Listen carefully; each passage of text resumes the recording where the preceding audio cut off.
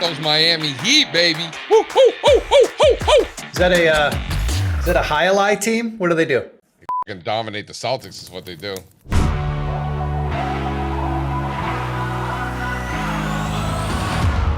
Hey guys, JC Peretz here, founder of All Star Charts, and I am joined by my esteemed colleague, Mr. Sean McLaughlin. What's up, my man? What is happening? I stepped away for a little while. Is there anything going on in the market today?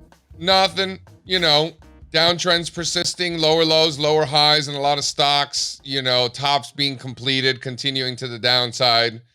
You know, just another day. No big deal. You know, standard issue bear market action. Is that what you're saying? You want to know something?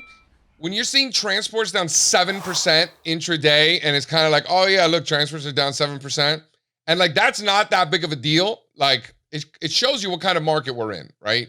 It's like, oh yeah, transfers are down 7%, whatever. Well, I mean, you could say that about transports, but I can't believe what's happened in Target and Walmart. Wow. Totally. Walmart, Target, Costco, all those things getting slaughtered. I wouldn't put eBay in that same category, but I suppose maybe you could. You know, I put it in the category of just, you know, big frowny faces, right? I was how you want to buy the smiley faces, sell the frowny faces, Sean. What are we seeing here?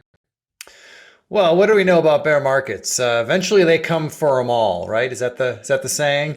And not saying that that's what's at play here in eBay. For us in eBay, it's more of a technical picture. I mean, you've got the little upside down frowny face there on the chart. But look, we've lost a key level that's been support going back since the COVID lows, right? I believe that's the COVID lows, or just, no, I'm sorry, that's the summer of 2020.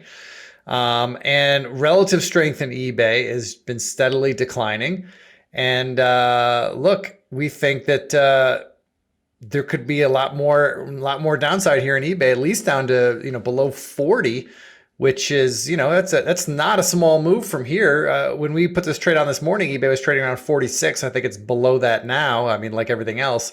But hey, it's a bear market. You know, we were talking this morning, right? You and I and the rest of the team, we had our little meeting and we were talking about how there's a lot of stocks that are under their declining 50-day and 200-day moving averages. And when stocks are below those types of averages that are declining, I mean, basically all rallies have to be suspect until proven otherwise, right? I mean, we're below downward sloping 50 and 200-day moving averages. Like the fact that that's the case, those are not indicative of uptrends. Those are not bull markets. People are like, oh, JC, are we going to enter into a bear market? It's like, well, you know, we've been in one for 15 months. We didn't always know that that's the case. We've just seen further and further deterioration since February of 2021.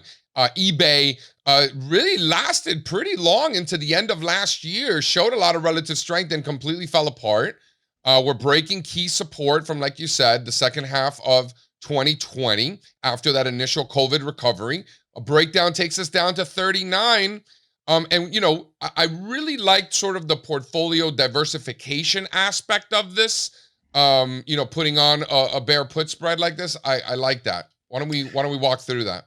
Yeah, so we're putting on a bear put spread here. And we did it in August options. So we got 3 months until expiration. And that is actually a little bit shorter than I typically do. So people who've been following us a long time, they know that when we put on directional bets, we like to give ourselves time. We like to let the trends that are going in our direction, we like to let them work and grind higher if it's a bullish trade.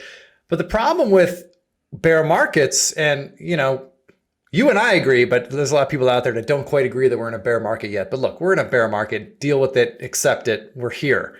And in a bear market, there's money to be made in both directions. On the downside, via short positions, and on the upside, catching bounces. The problem is the moves happen fast in both directions. So we have to be more nimble. We have to have a shorter time frame. And so for us, putting on an options spread that expires in 3 months, maybe that doesn't seem short term to you or to some of our watchers, but but that's shorter than what we'd like to do because we just want to be in and out of these trades. And the way we're positioning or the way we're going to manage this trade and go after our profit is kind of a two-pronged approach. We paid $1.85 for the spread. It's probably worth a little bit more now as everything's been selling off. But we paid $1.85. And the most this spread could be worth, it's a $5 wide spread, right? We bought the 45 puts, we sold the 40. So the most this spread could ever be worth is $5 at expiration. We paid $1.85 for it. We're going to look to get out of the spread at a profit if we can get it out for around 360, I think is the number I got resting out there right now. Let me just check real quick. Yeah, 345. Right. We'll call it 345, 350. We have a resting order to sell this position at 350 if we can get it. And that means we would sell it realizing half of the maximum potential profit without having to hold this all the way to August. We don't want to hold this spread all the way to August. A lot can happen. As you know, bear market bounces can be vicious and they can go, come out of nowhere and they can go a lot higher than you think. So we want to take that profit when we can and get out. That's one way we take the profit, JC. The other way is the team has a price target of 39 for eBay. So if it really follows through on this breakdown, if it gets down to 39 and we haven't hit our profit target on that spread yet, I'm going to go ahead and take the profit anyway, whatever it is. Maybe we only make $3 on the trade instead of 350. I don't care. If we hit 39, I'm taking the spread off because I don't want to be caught in what I feel like is the inevitable huge, dead cat bounce, whatever you want to call it, that always seem to happen in bear markets. And also increases the likelihood of that happening after hitting our targets. Like there are targets for a reason. In our opinion, there's market memory there. And if in fact there is market memory there, you're going to get that rally that you don't want to be on the other side of. So just to be clear, this is an eBay August, 3 months out, eBay August 45.40 bear put spread for approximately $1.85. Right now it's probably 2 and change. That means we're long the 45 puts in eBay in August and short an equal amount of the further out of the money puts, the 40 puts. And the risk is already defined by what it costs to put it on. So it helps us sleep at night, which is something that we like to do, sleep well at night. We've all been in a scenario where we're not sleeping well at night. And a lot of that has to do with position sizing. If you're too big, if it means too much to you, you're too big. Something like this where we are defining our risk. We have a plan. We have an exit strategy if we're right. We could be right in multiple ways on multiple time frames. That's how to live, Sean. And a lot of that I owe to you. You've always preached that, and I'm certainly living it. And it feels better than 12 years ago when I was intraday trading natural gas on inventory day. Like that's no way to live. That's no way to live. Yep. Well, hey, I would be remiss if I didn't also mention where we take this trade off for a loser. The level I'm watching is $50 a share for eBay. If we rally back up above 50, that level is significant for a couple of reasons. Number one, that's where eBay had previously found support back in February and March. So that level is significant and has memory, as you like to say. Also, it's likely that by the time eBay rallies back up towards 50, that'll be where the 50-period moving average is coming down to meet the price. And we talked about that earlier, about there's a lot of down-sloping moving averages. So I just feel like 50, if eBay breaks above that, that probably means we're wrong in this trade, and that's where we will look to exit and minimize any potential for further loss. Sean, right before we went live streaming, we talked about the fact that the Buffalo Bills will be playing the Miami Dolphins in December, approximately December the 18th. So we may or may not be hosting a conference in Toronto. Maybe like a nice gathering of the minds in Toronto. I'm just throwing it out there. Something to think about. Well, as Buffalo Bills legend, and it's a crime that he's not in the NFL Hall of Fame, Steve Tasker once said about December games, it might be chilly. So Be ready. Playoff implications. I don't think there's any scenario where we don't go to that game, JC.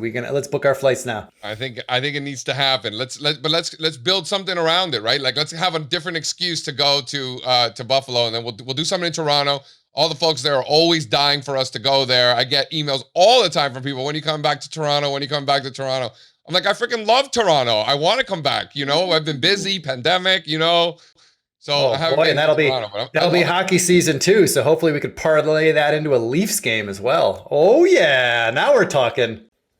Dude, I love it. I love it. I'm totally in for all of that. Check the schedule. I guess the schedule hasn't come out yet for next year's hockey season, but when it does, we will. All right, guys, one more time. We are putting on a bear put spread. About $2. It costs us $1.85. You can probably get it for 2 and change. The August 45-40 bear put spread. That means that we are long the 45 puts in August and short an equal amount of the 40 puts in August. I like to trade, Shawnee. All right, brother. Right on. Well, hey, keep it tight out there, folks. Markets are getting dicey. Trade small. Keep your risk tight. We'll get through this. We always do. Adios.